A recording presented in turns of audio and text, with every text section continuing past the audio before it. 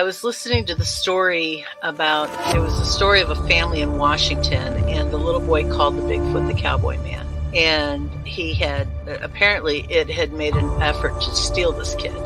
And it hit me. My children were in that playpen behind me with nothing but a mosquito net over them. It could have crept up behind me and taken both of my children, and I wouldn't have known. Father just got like a Mustang or something from Wyoming, okay? He had it out in the corral because he couldn't put it in the barn in the stalls with the other horses because it would kick and made all the other horses nervous. Had a Seminole Indian working the horse, trying to break it every day. So they had it out in the corral. This skunk ape snuck up behind this horse and grabbed it on its hind quarters. This particular horse kicks out, jumps over the corral, runs into the pasture, to get away. At this point, the rancher's out there just blasted away with the dirty. Skunk ape runs into the swamp. I went up there one day after that, or 2 days after that. I went up there and sat in the silence up there, and I'm telling you, man, it was free. It was crazy. There was a crazy vibe up there still. I did what I could to kind of get things under control, but I told her, I said, you need to get off this property. I feel like no matter how strong you are, it's almost like standing in the ocean. You can't stand still without moving your feet. You're going to get knocked over eventually, no matter how strong, whatever. You can't withstand a barrage of weird spiritual energy.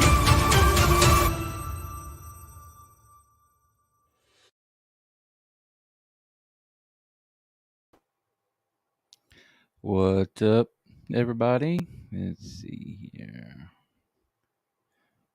What's up, everybody? How is it going tonight? Lisa, where you at, ma'am? Is Lisa with us? All right, yeah, Lisa is with us. She will be back in just a second. How's everybody doing tonight? Hope everyone is doing well on this Friday evening. Trying a new little setup here, so everyone in the audience, Tiffany, tell me if you can hear me okay. Can you hear me all right, ma'am? Two Waynes now. It's just one Wayne. This is the new setup I'm talking about. Can you guys hear me okay?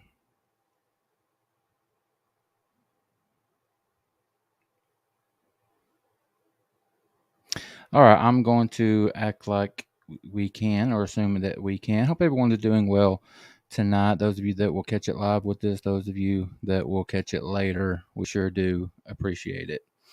As I said, Lisa, she was on here just a minute ago, cut her camera off for the intro like we always do, and I guess something must have come up because she's not. John says he can hear me okay. Good. All right. Well, Lisa should be back on here in a second. I'm excited about tonight's show. I had Mr. Daryl Denton scheduled about a month or so ago, and I didn't check my calendar, and I had him scheduled on the weekend. I was supposed to be doing the East Tennessee conference, so had to reschedule. Had a few conflicts between then and now, but we finally got him on. Excuse me. And I'm excited about having him. Before we get there, though, guys, as always, want to ask everyone to please hit that subscribe button if you have not done so already. Would certainly appreciate that. If you have had an encounter and would like to come on the show and talk to me about that, love to talk to you. Get that set up. First step in doing so is shooting me an email to wayne@paranormalworldproductions.com. Shoot me an email and we'll talk about getting you on here. All right, guys, want to ask everyone to head over to paranormalworldproductions.com. Check out all of the shows: Paranormal Odyssey, Sasquatch Odyssey, True Crime Odyssey, the Kentucky X-Files, and our brand new show, the Basement Hangout. Know if any of you guys on Facebook saw today, I did an interview with those guys a couple nights ago over on the Basement Hangout. Chad and Bob, those are a couple of cool guys. I really like them.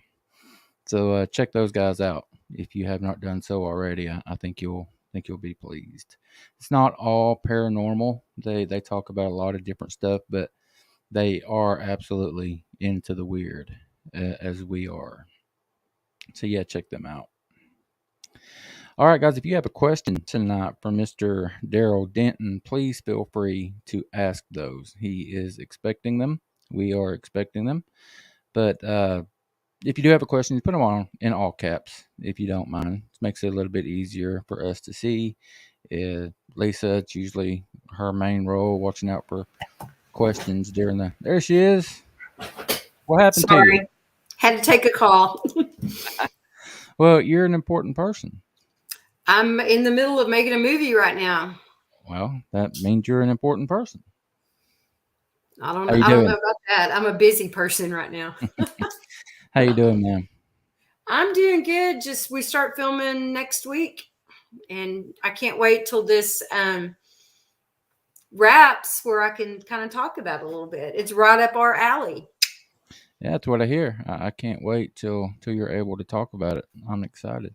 But as I Yeah. was saying, when you popped on, also right up your alley, was asking everyone to put all questions in caps so Yes. that we can get to them. And as always, guys, if I don't ask the question, I'm not ignoring you. Lisa's not ignoring you. We just didn't see it. So if a little bit of time goes by, type it again. Make sure it's all in caps if you don't mind. All right. I think we got all of that out of the way. Let's see who we got hanging out with us tonight. Whiskey with Cryptids. What's up, Michael? Tea Time with Tiffany, moderator extraordinaire. Thank you. Thank you. Yvette H. Doesn't look familiar. So welcome. Glad to have you. Carson, as always, thank you. Sandra Piper. Always Sandra. And my good buddy, Dr. John Baranchuk. John is asking what movie, and that is something that we cannot talk about It right now. is top secret. It is of the supernatural nature, though. You can disclose that, right? Yes, and that's all I can say. Yeah. And I only said that because you said it before on the Yeah. show. So Yeah. yeah, but John, we'll be able to talk about that coming up soon. She just can't talk about it right now. Yvette, I'm not sure how to pronounce it. She says she's in Australia. Yes. Hello, Yvette. I'm glad you could hang out with this man from down under. Australia is absolutely on my bucket list. My son is going to New Zealand in January for 3 months. Wow, 3 months. Yep. That's amazing. I'm happy when I get a 7-day vacation. How is he doing 3 He months? is going, he got accepted into like this big mountaineering guide school. So he's going down there to get his certification for like this mountaineering guiding thing. That is awesome. He'll have a worldwide certification after this. That is impressive as hell.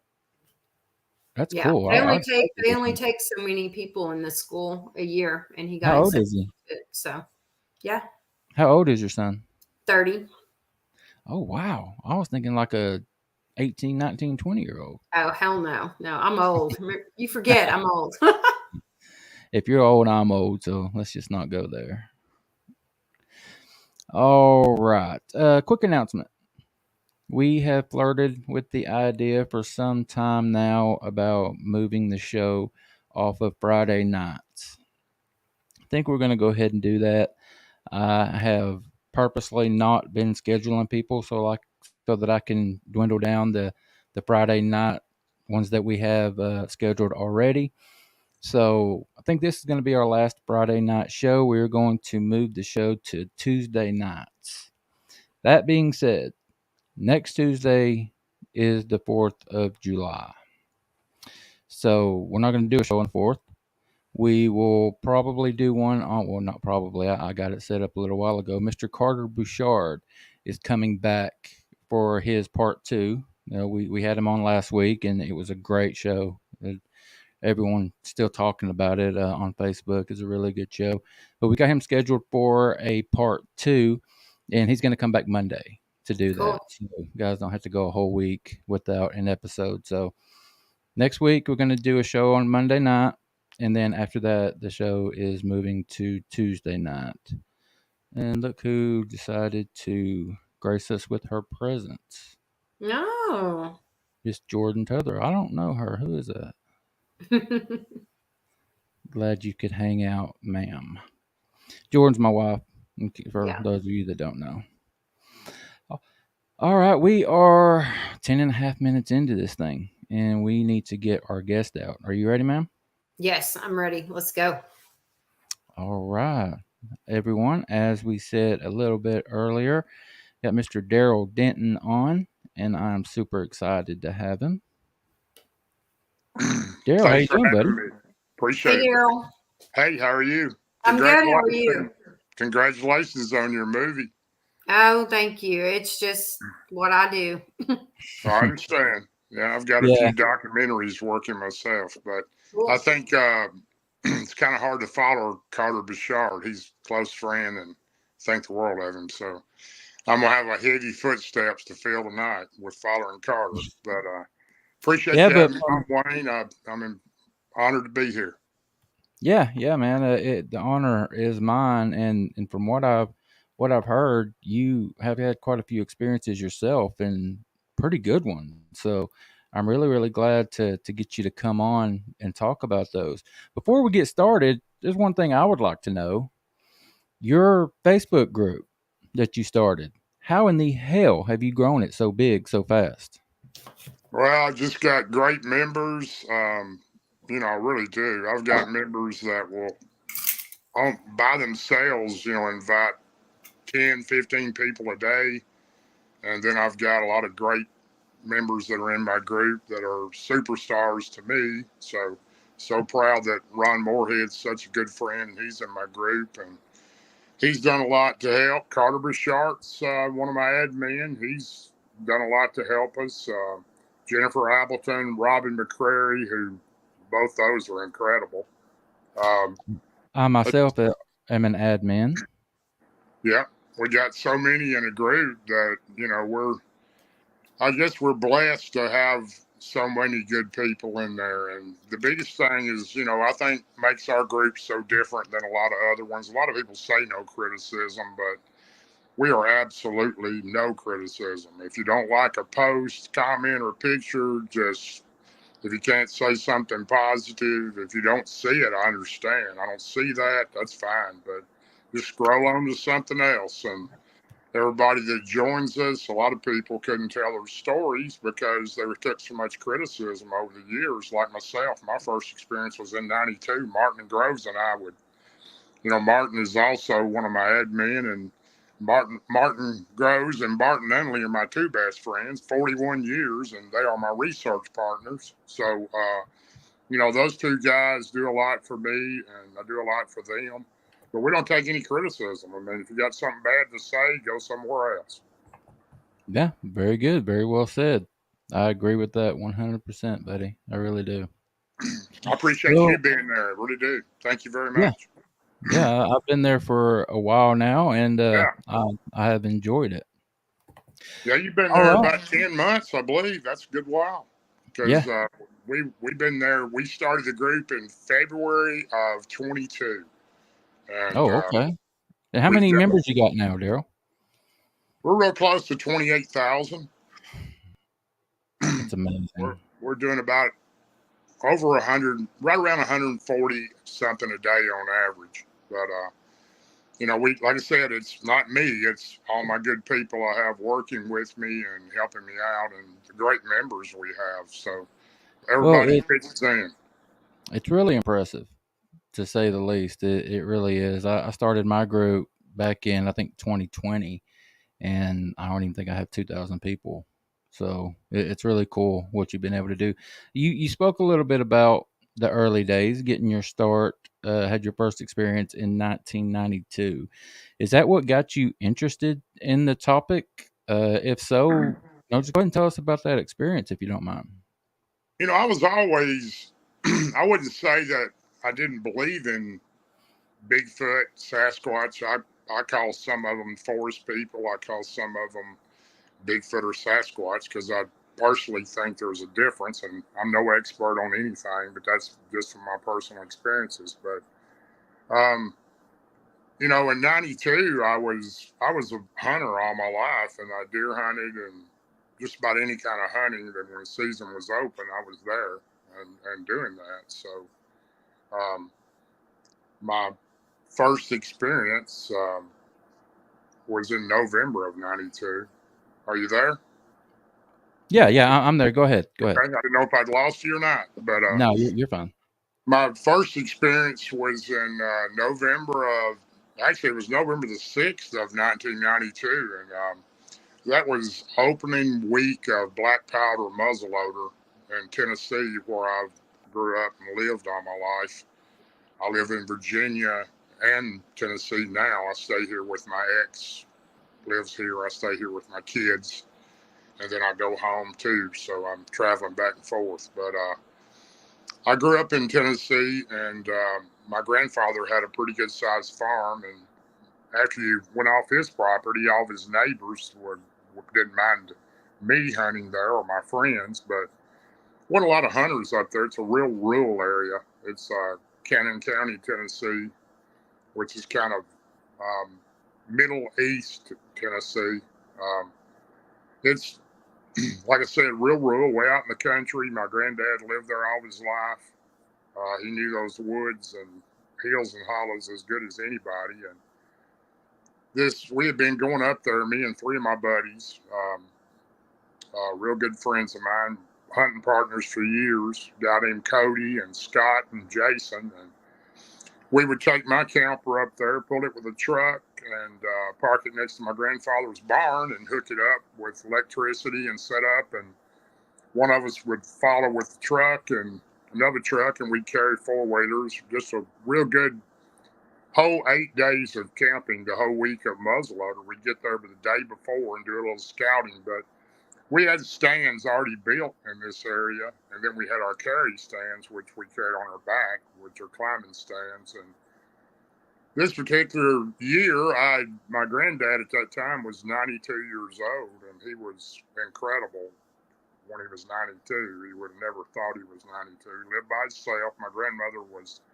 living in town because she wanted modern conveniences. My granddad didn't. He lived on the farm and had a potbelly stove he heated with, and no air conditioning, and he just rural out in the country. Never had a car. We rode a horse. We took two mules and a wagon to town for groceries. So he was definitely old age guy. So great guy. Loved him to death and miss him every day now. But I'd ask him. I wanted to hunt a different area. Every year we hunted deer there and always got a deer. But we all got a deer every year. It wasn't always a big buck, and I was mainly looking for a trophy this year. And I had asked him, standing on his back porch, I said, "Where's a good place to go and for a big trophy?" And he pointed out over 2 or 3 hollows behind his house, and he said, "I would suggest that third hollow there. There's an old mill there at the bottom of it that's no longer working. It's probably all the pieces now, but you'll see an old tin roof there close to it. And that's where I was born at, and I grew up there. And I'd been there years before by the roads. There's gravel roads that go back there. So I said, okay, I'll try that. I'd never been that far in. I'd hunted on his farm all my life since I was a little boy. I actually camped in the woods by myself when I didn't have my friends or my brothers with me. But I headed over there that day. This was the day before opening season. And it's a good walk, probably 45 minutes if you can make it that fast, because there's real steep hills. When I say steep, they're like 45-degree angle. And you have to go through behind his house, you go through a gate, and then the gate opens up, and you go through about a 200-yard wide sage field that went to a barbed wire fence at the wood line, and that's where he kept his cows at. They were in that field.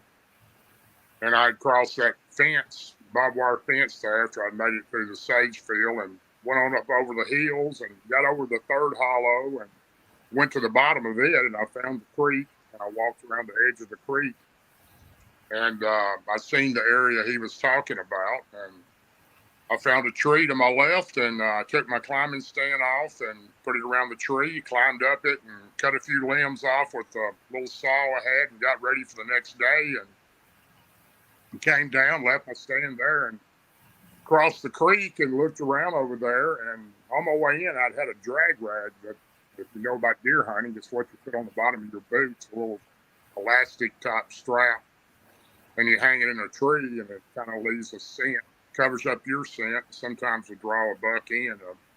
The male deer is a buck. And I went across the creek and found some rubs and scrapes there, and where I could see where they'd been eating acorns. And I jumped up and grabbed a limb in a tree and tied this to it, and it went up in the tree, and it was just hanging there, kind of letting the aroma from that circulate down this hollow. I went on back and went to the campsite with my buddies, and we camped out that night, grilled out, had a good time, and I told my granddad, wake me up when you get up, and I'll head that way. And he usually got up about 4:30 or 5 in the morning because he milked cows, and he'd get up early. So he got up that morning, come down, knocked on the side of the camper, and I got my gear and headed that way. I just said it was a pretty good walk, and after I'd walked through his backyard, through the gate, and crossed over the sagegrass field and over the first fence, I'd started walking up the hill, and I'd heard something to my left, and it sounded like something walking. It sounded like a person walking. And I thought, well, surely nobody's in here, because I knew where my friends were. They were in a different area. We all had areas we hunted, and it was a large enough farm that we were a good distance from each other. So I kind of shined my flashlight in that direction and didn't see anything. So I crossed on over the next hill and got over the third hill. And as I was coming down the third hill to the creek where my stand was on the bank of that, I'd heard that kind of like something walking again up on the hill that I'd come down to my left. And it would walk and stop when I stopped, and I would shine the flashlight, and it was a good distance. It was probably 150 yards to the top of that hill. And still didn't see anything, so I just followed the creek around and found my stand and got my feet in the climber and climbed up the stand. And I was a little nervous because I was thinking, is there another hunter in here? And couldn't imagine that happening, but I got on up in the tree and got set and got all my gear, my gun out. And I had a little bar in front of this stand that pulled down, and it had like a camo cover that kind of covered from the bottom of your neck all the way down to the bottom of past your boots, and kind of concealed you.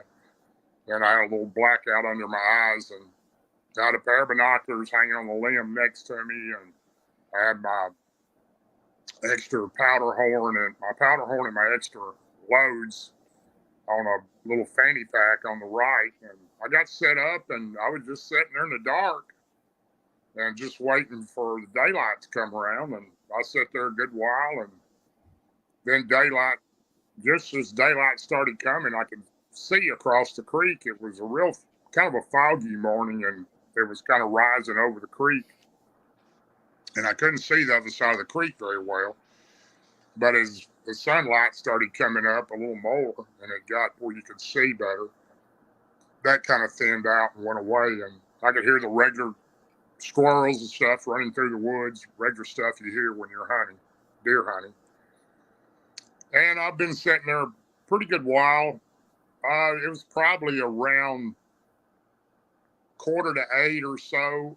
There was a huge cane thicket, which is real tall green cane that kind of grows on a river bank or a creek bank. And this cane thicket went a long ways down to the left of me. And I'm up on a 45-degree angle, kind of a tree straight up. I'm kind of overlooking the creek in this little clearing area there where I'd hung the drag rag. And all this cane is about 12 to 15 foot tall, real tall and thick. And I had heard something in that area, and I seen 3 deer. They walked out somewhere over in that area, and they walked through the creek, went up on the bank. Right on the top of that bank was a game trail. And those deer walked down the game trail, and they walked over there pretty close to where my drag rag was. They didn't seem to be alarmed by it. And they were doing like deer do. They were just milling around and eating some acorns and doing regular thing. It was a large doe and 2 smaller doe.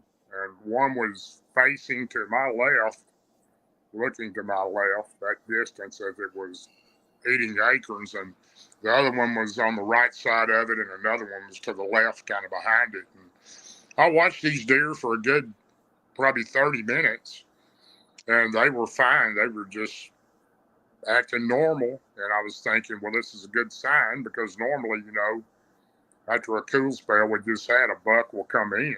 And I've been sitting there for a little bit, and all of a sudden the lead deer, the bigger one, stuck her head up and looked toward that cane area, somewhere down in that area. I couldn't see all the way down. It kind of bent through a little ravine, and I couldn't see how far it went. But she kind of looked at that area, and her ears came up, and she just like froze, was staring at it. And then the other two deer did the same thing. And I'm thinking, well, here comes a buck. It's about to come out over here. And they've spotted it, and they're just frozen looking at this area. And then the lead female deer stuck her head up a couple times like she was trying to smell.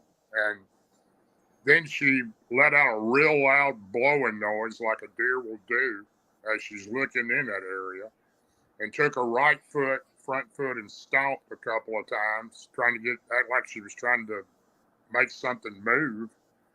And I'm thinking, well, here comes this buck that's fixing to come out. And then all of a sudden, she turned to the right and come back across in front of me, running to the right. All three of them were running like somebody had shot at them, like they were just scared to death. And very unusual you see deer do that unless something has really spooked them, a person or somebody firing a gun at them. But they took off running like something had scared them to death, and I didn't know what was going on. I thought, well, this must be a really nice buck that's about to come out over here. And it wasn't but just a few minutes, I started noticing the center of that cane, and it would start moving, and it was swaying in the middle. It was real thick. This was real thick, tall cane. And I couldn't see what it was, but you could see the cane moving like something was walking through it and pushing it and moving it. And I was sitting thinking, well, this must be a massive deer to do that. And I watched the cane move all the way through as it was moving to the front of it, and I've got my hand on my gun. It's a 50 caliber black powder ready to fire, and I've got my hand on it, and I'm waiting for it to step out. And then out steps this creature, and it was unreal. I still feel it. I'll never forget it. It's never went away. I'm better now, but it stepped out, and it was huge, and it was like nothing I'd ever seen. And it took one step, and then it just leaped. One leap across the creek, and the creek was probably 10, 12 foot wide. It wasn't a real wide creek, but it had probably a foot of water in it that ran all year round. And it was wider on upstream. It got wider.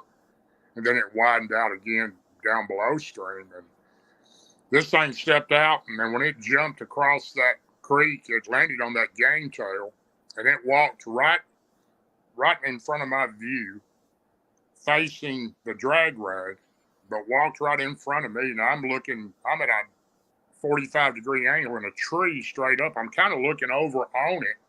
There's a clearing there, and it stops, and it turns and looks right at me, and just staring at me. And by this time, I'm just scared to death. I've never seen anything like this. And I've got my hand on my gun, and I'm thinking, well, what do I do? I didn't know where to fire on it or not. And I decided not to, because I was afraid this thing, one bullet wasn't going to kill what I seen. And if I missed, I was really done.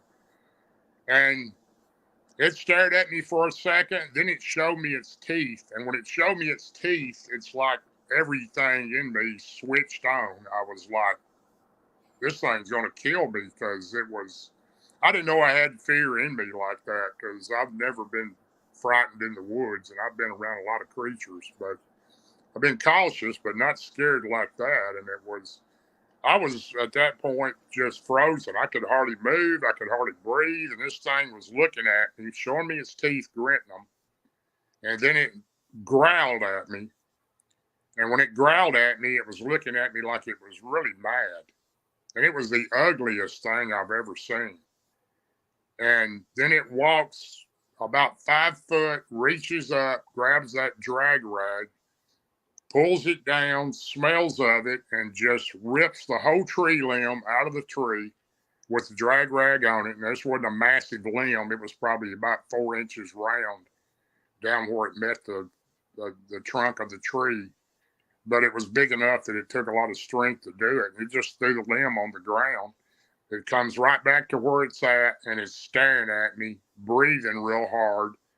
And by this time, I was just freaked out. I didn't know what in the world I was looking at, but it wasn't happy that I was there.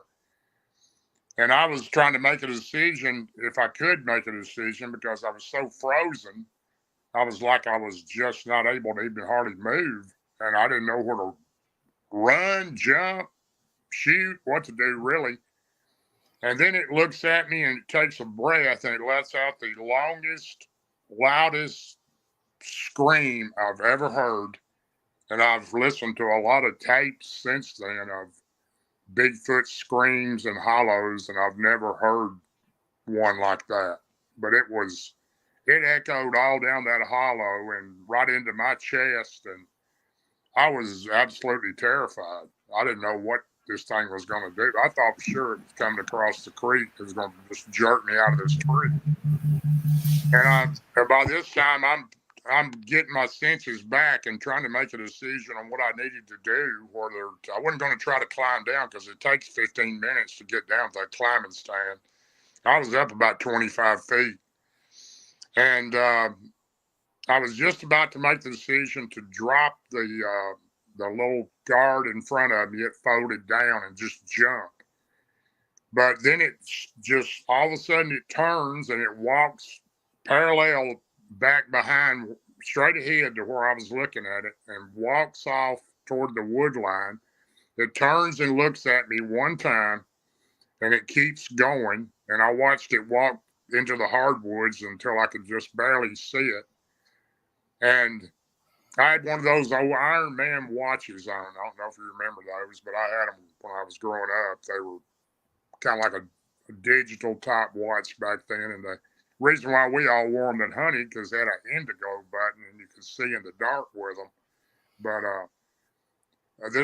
I had punched that button when it come out because I thought it was a buck when I first seen that cane moving, and it was 8:23 in the morning when it had first come out. And it was 8:38 when I punched it again when it disappeared. And so I'd watched this thing a pretty good while between the time it jumped and walked and did all it did. And well, I let the bar down and I just jumped out of the tree. And this was a steep incline. I hit the leads. I slid all the way down in these leads, slid all the way into the creek. I had my gun above my head and landed in the creek. I was wet. I jumped up out of the creek bank and I went to my left the way I'd come in. And there was a little ravine there that was a little easier to go up that steep hill. And I ran as fast as I could run. I went up that hill and I kept looking back and I didn't see it. And I was still just scared to death and I was running as hard as I could. By the time I got to the top of that hill, I was pretty winded and I started going down and got down to the bottom of that hill, and there was an old barbed wire fence there that I just jumped across. It hadn't been used in years. It was falling down. And I got about halfway up the second hill, and I looked back on top of the first hill that I'd come down, and there stood the creature again. Mm. I don't know if it was the same one or not. I've been asked that before. I don't know that it was, but it was just standing up there next to a tree looking at me. Well, that even scared me more.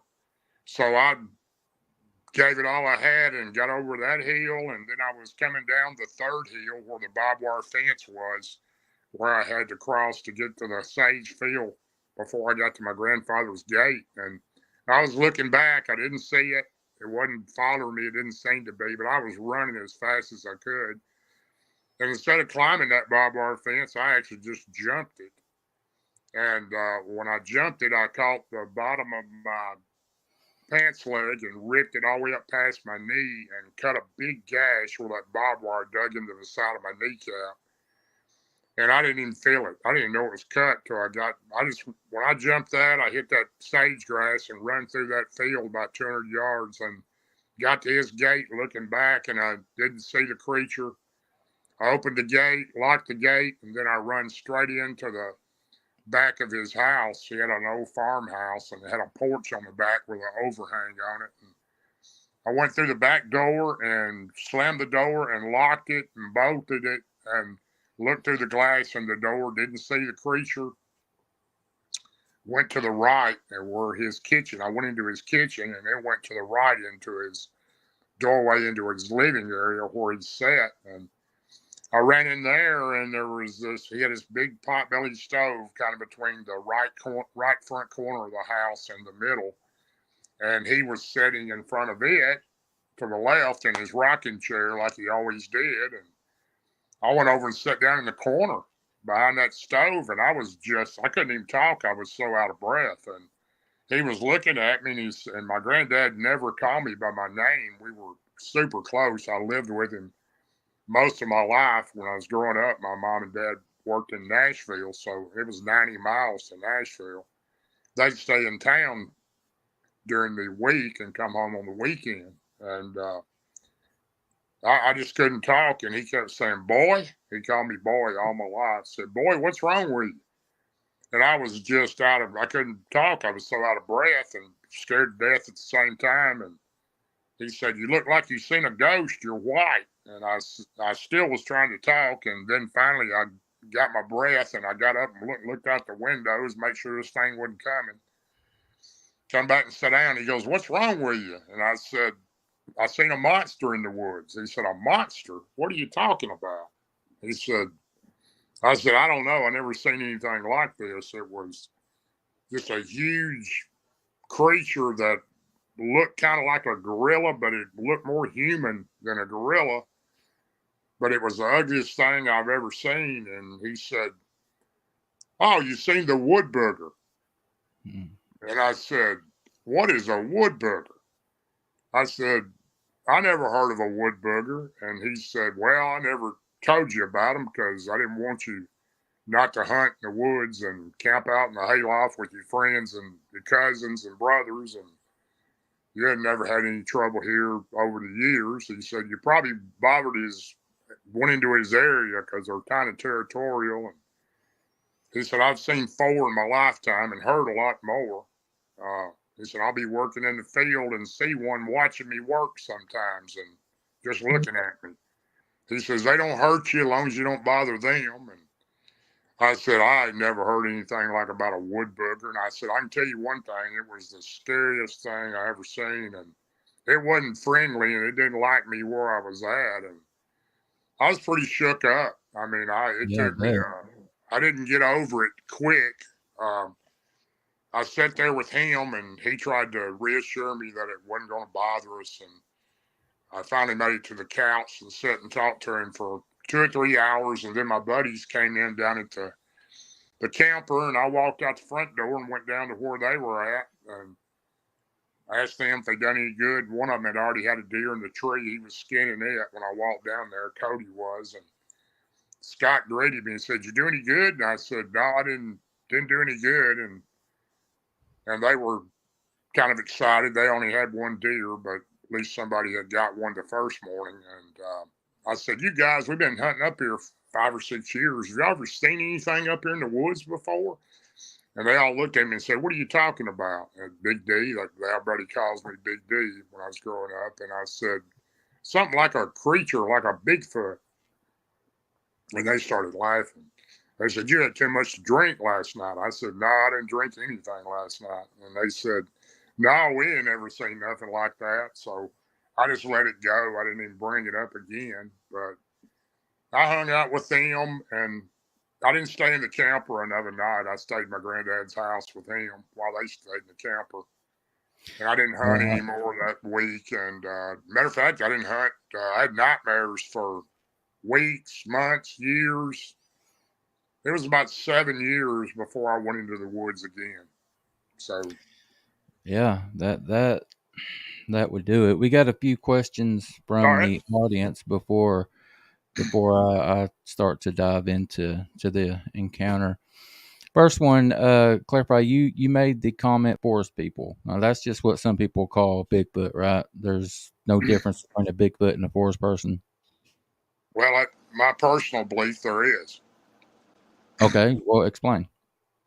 Just from experiences I've had over the years, I think there's quite a bit of difference. But there's a lot of I'm sure there's a lot. I'm no expert of anything. I only talk about my own experiences and what I've seen. But I don't ever say anybody's crazy, or because there's plenty of things I'm sure I haven't seen. But my second sighting was by complete accident, and they were completely different than the first one I'd seen. Forest people, to me, I had a little bit of communication with those, and not like talking, speaking sentences or anything like that. I've never experienced that with any of them, but I've heard people that have, but I haven't. And I think there is a difference. I think the forest people are the real Bigfoot, and I think the other ones are similar but not the same. Uh, Okay. that's my opinion. So Okay. the forest people are all friendly.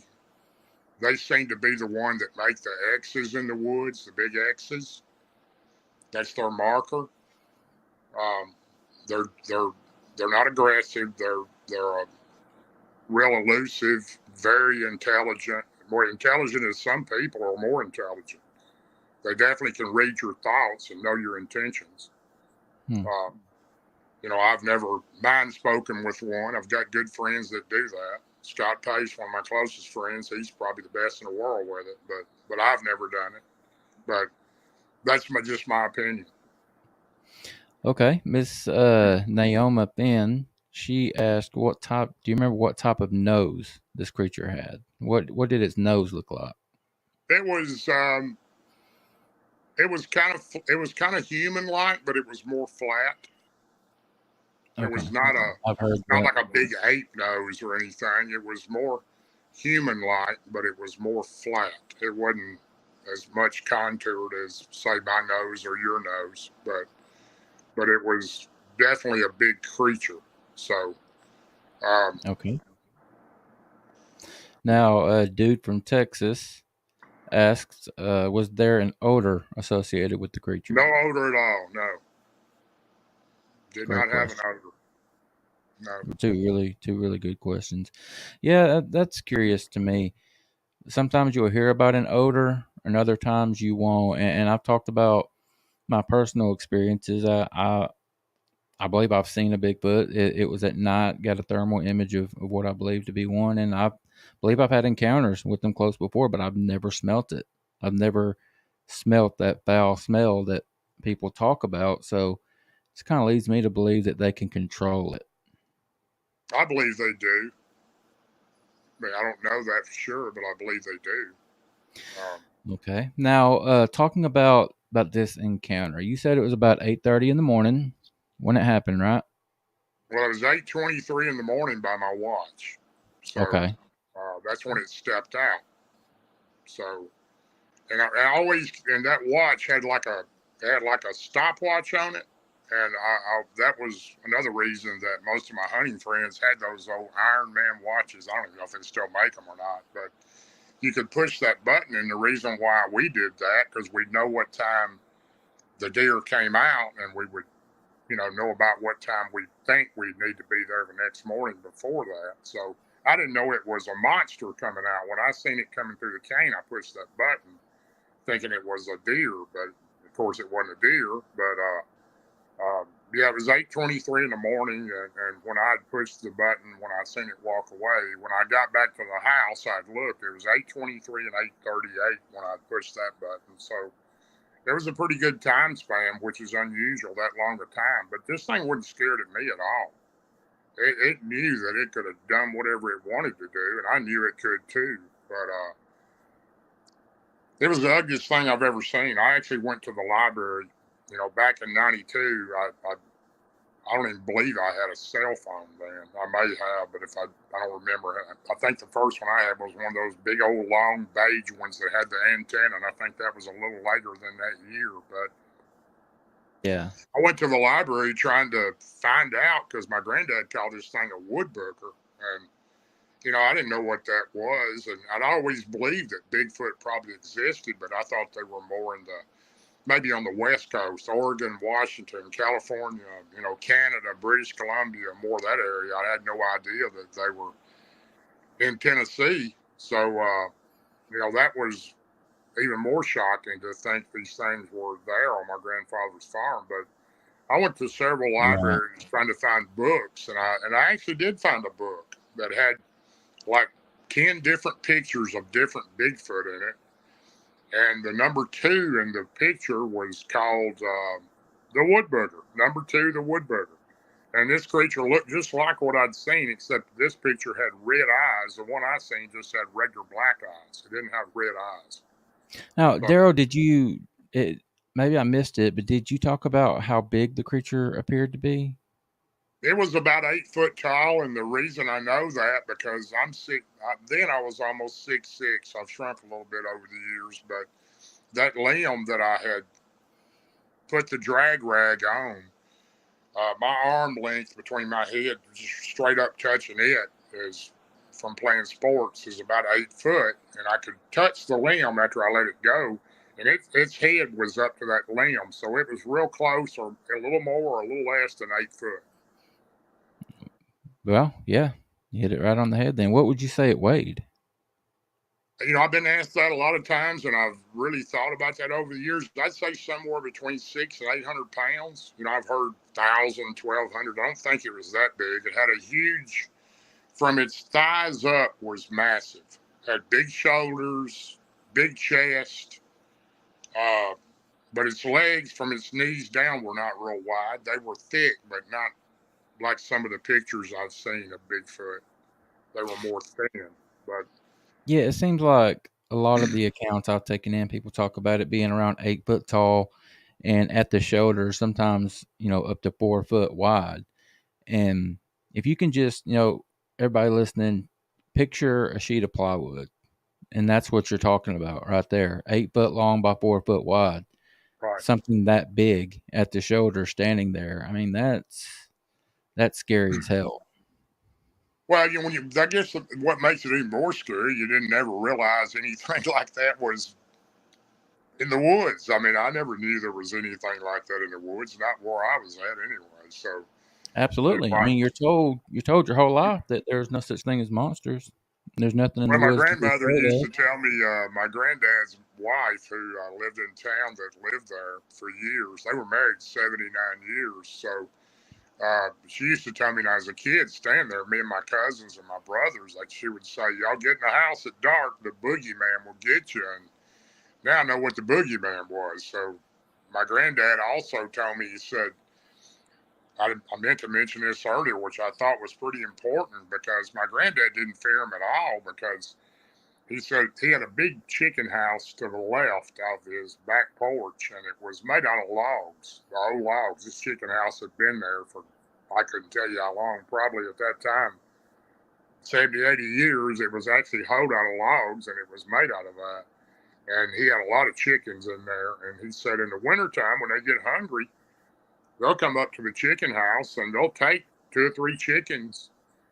And when they're hungry, and he said they don't take them all, but they'll take 2 or 3, and they'll leave a little pile of rocks and sticks like they're paying for it. And I found that just really, I just kind of shocking. My granddad, as close as he and I were, and he'd never told me about any of this, but Wow.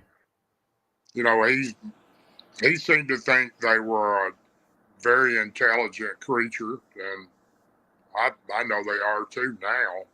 Some of the experiences I've had since then, I know that. But this one Yeah. was so strange, though. It was the ugliest looking thing I've ever seen. It really was. Daryl, you've mentioned that several times now. So that means that really impacted you.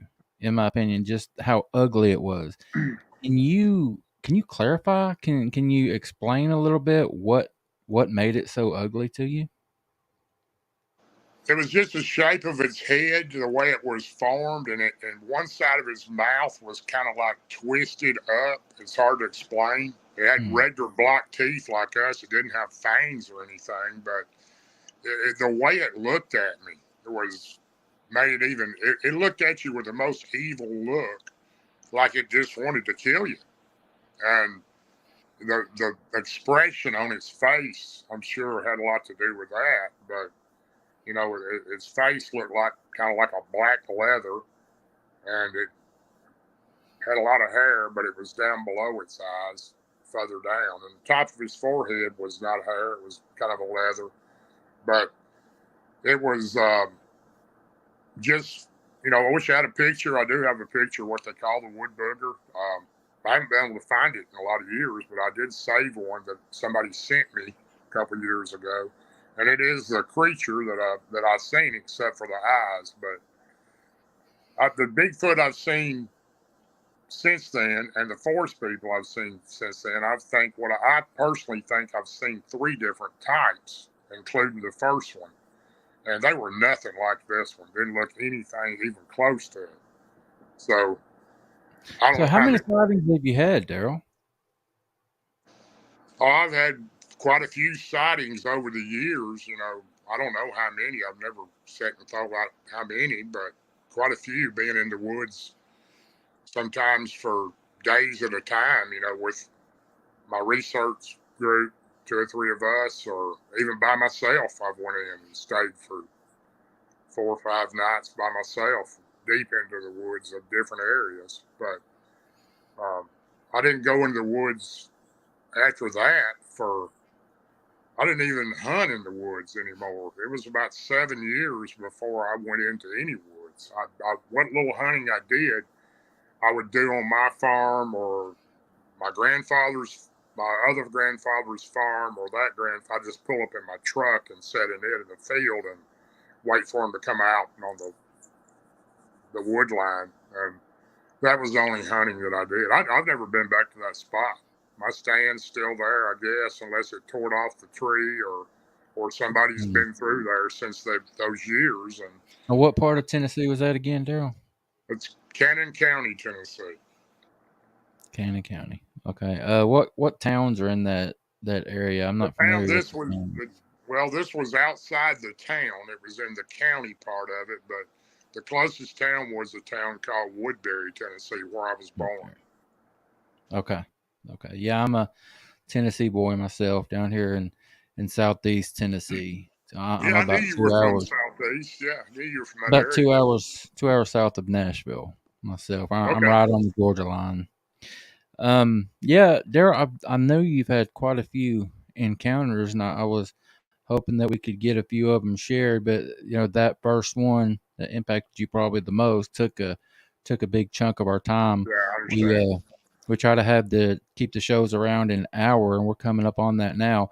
Do you have another encounter that might have been that you can get through a little bit quicker? Because I know our audience would love to hear it. I would love to hear Well, I another mean, one. my second encounter was, I don't know how much time we have, but I can try to fit it in as quick as I can. I won't be able to go into all the details, but Yeah, that's my fine. We got about 10 minutes my or so. my second encounter was, I wasn't in the woods hunting at all.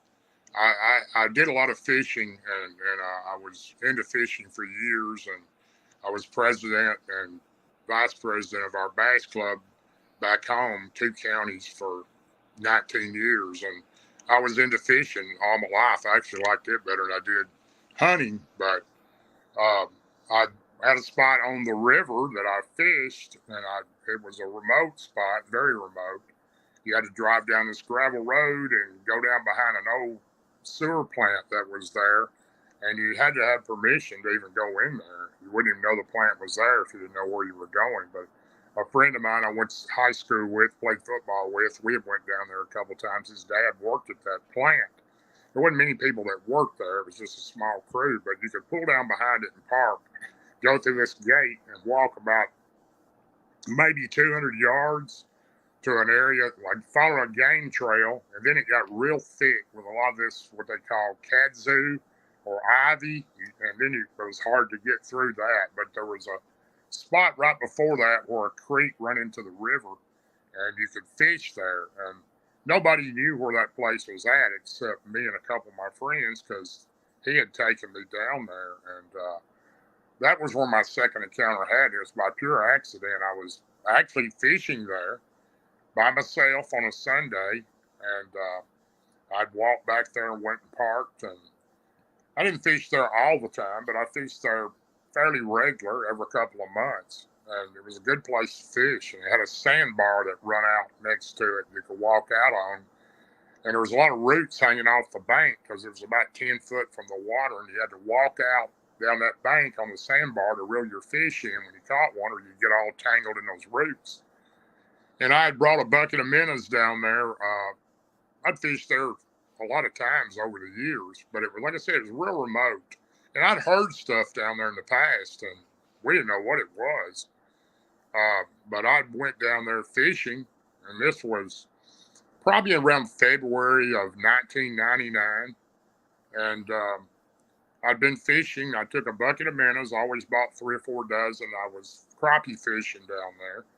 And I'd caught a couple of fish, and I'd come back up on the bank from that sandbar to reel one in, and I carried a 5-gallon bucket with my stuff in it, like a contractor's bucket, and I'd carry all my gear in that, including my tackle box and my stringer, and I would turn it upside down next to a tree, and I would sit on it and lean against the tree while my poles were on the bank. And I came back after catching a fish, and I reached over to my minnow bucket, and it was gone. So I thought, well, how could my minnow bucket disappear? I got up and looked around, couldn't find it anywhere, didn't know what happened to it. Strangest thing in the world. I said, well, somebody's in here. They stole my minnow bucket. So basically I got up, went on back to my car, left, didn't have any bait, and came back about a week later, brought another minnow bucket for more minnows, pretty much fished. Same thing happened, came back, my minnow bucket was gone again. Well, I'm weirded out by this time, but that particular day it was starting to storm and the water was high, and I couldn't walk on the sandbar. The water was up, and it was a spring rain, and the river was high. And I left, couldn't find my minnow buckets. I thought maybe it blowed in the river, but a styrofoam bucket, you can see it if it did. Couldn't find it, so basically went back, and a couple weeks later I came back, and this time though I tied a string around the metal handle on one of these old styrofoam buckets. I'm sure you know what I'm talking about. I had 4 or 5 dozen minnows in there, and I tied the string was already on it when I got there, so I tied the string onto the tree I was sitting behind. The tree was behind me. I was sitting on the bucket, and that way the string was tied to the bucket and the tree, and if somebody tried to get it, it'd take a few minutes before I could find out for sure who they were or see what was going on. And I went down, and I was fishing again and caught a fish and went up and put it on my stringer and came back and went up to sit down, and I noticed my minnow bucket was stretched. The line on it was stretched between the tree down that game trail that went into that real thick ivy and that what I call kudzu. It's real hard to get through. It was real thick in there. It was a game trail that went through there, but you had to bend over real low, almost crawl through that part of the area before it opened up again. And I noticed it was pulled over real tight, the string from the tree to the minnow bucket. And I thought immediately, well, there's whatever's getting my minnow buckets, it's over in that stuff. So I'm thinking the whole time, it's somebody that's camping out down here or maybe living in these woods. So I get up and go over to get my bucket, and I bend down and look and kind of stoop down a little bit and go past the bucket, and I can see down in there, but I can't stand up. And I seen a minnow bucket laying on the left in that kudzu, and I seen one a little further laying in the right, and I thought, well, there's my 2 minnow buckets that I lost the prior weeks. And I kind of crawled through there and got them and came back and started to pick my bucket up, and I looked down next to it, and the lid was off and all the water had sloshed out. And it was real muddy on that little trail anyway, that game trail. Anything would leave a track. But the water had sloshed out, and I only had one minnow in the bucket. And I thought, well, it's pretty strange. I had 4 or 5 dozen minnows. Now I've got one. And I looked on the ground, didn't see any of the minnows. And when I looked on the ground, I seen a barefoot track. And I thought, well, who in the world would be down here in the middle of the winter or this early in the year? I mean, we're talking about it's still in the 40s in March, barefooted walking down the river.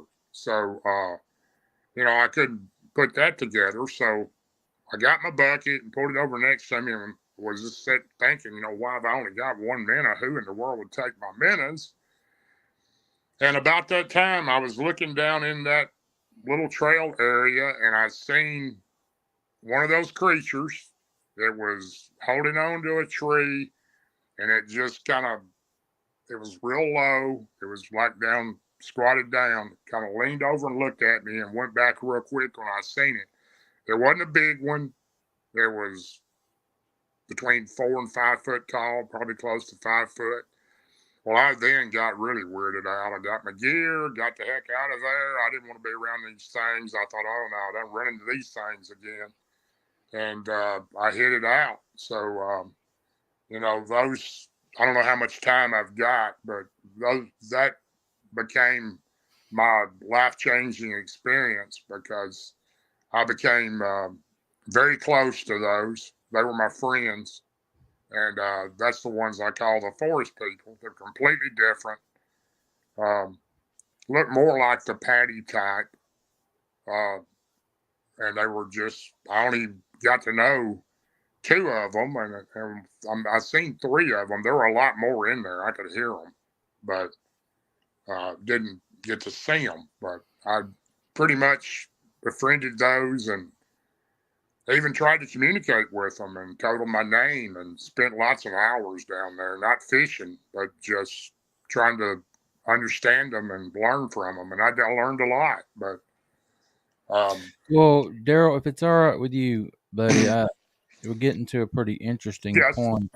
We might get you to come back and pick up from there because I would like to hear your personal experiences and any kind of relationship that you feel like you've developed with them. I think our audience would like to hear that too. So if you'd like to come back, buddy, we'll set that up.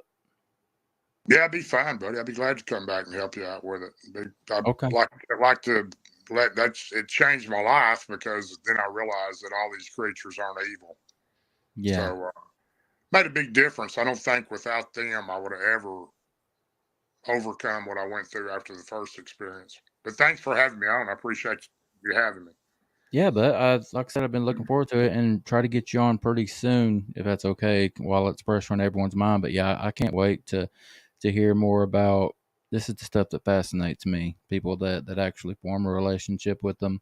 So yeah, I'll get with you here in the next day or so, and we'll set something up. Okay. Yeah, man, I would, if you don't mind, I'd like to shout out everybody. Try to join my group if you're not a member. Bigfoot Believers and Other Creatures, and I really support my 2 best friends, Barton Nunley in Humanoids, and Martin Groves. Got a great book out right now. Barton's writing another book. Appreciate you support those guys. And, okay, if you have links to those books, send them to me, and I'll put them in the show notes. Okay. I certainly appreciate it. Thanks everybody for listening. Thanks for having me, Wayne. All right, buddy. You have a good night. All right, you too. All right, guys, there you go.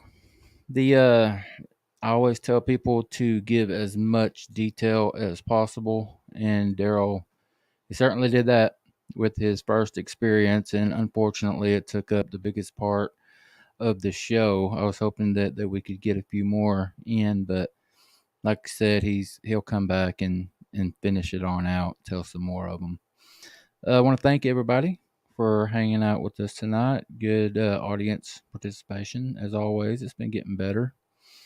Live audience has been growing, and I appreciate that. And I think switching the nights is going to help with that too. Friday's just not the best night to be doing that. So again, I want to remind everyone, Monday we will have Mr. Carter Bouchard back for part 2. And then after that, we're going to Tuesday nights. Guys, if y'all have had an encounter and want to come on, share it. Just remind y'all again, shoot me an email to Wayne at paranormalworldproductions.com. All right, guys. Hope everyone has a happy and safe 4th of July. That's coming up on Tuesday. Hope everyone gets to spend time with family and loved ones and all that good stuff. Have a cookout, all that good stuff. Great time of the year. Yeah, guys. So I will see you Monday night. Have a happy 4th. And y'all be good to each other. Be good to yourselves. And I'll see you next time.